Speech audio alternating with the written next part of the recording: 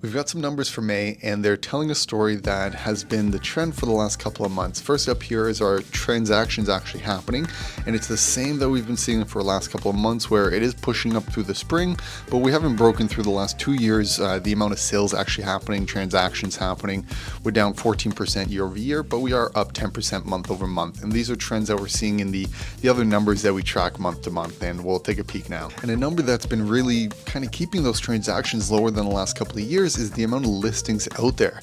You can see the closest we've been would have been back in, can't point over there, in February was the last time we were kind of close to the last year, and then we've kind of pushed away from it, being consistently about 10 to 15% higher than the previous year. And even month over month, we're seeing lots of increases. So month to month up 4.6%. We're above where the chart's usually used to going over 2 years. So it's uncharted territory in a sense. And we're going to see if that reflects in the pricing a bit. And everyone's expecting for those transactions being really low, those listings being really high, seeing prices dropping, but that's not the case. We had a month over month where we increased again 1.2%. That was actually the same that we had between March and April.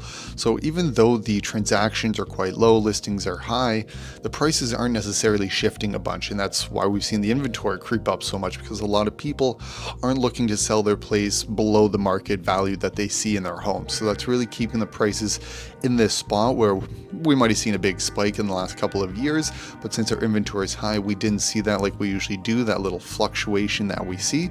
So we're going to see now in the next couple of months if we're going to see a bigger drop in prices, or if the inventory is going to start creeping down and the price is going to keep creeping up and kind of bucking trends of previous years. So we'll keep an eye on that. And our final number here is our steady Eddie months of inventory. It's been fluctuating between 4.5 to 4.9 depending on the month, but it's been staying in that range throughout the entire year.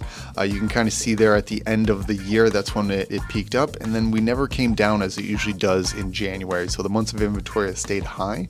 We're not necessarily in a buyer's market. It has to be over 6 months of inventory to be a buyer's market, but considering, as you can see from previous trends, we only hit this months of inventory for a month and then it drops back down. For us to be having so many months of inventory consecutively is causing concern for a lot of sellers of whether or not the prices are going to drop. But looking at that previous number, we're not seeing prices dropping yet, and it's going to be interesting to see how the rest of the summer plays out when things usually drop off. So we're going to see if that impacts the prices. So take care, and we'll keep you updated with what's next.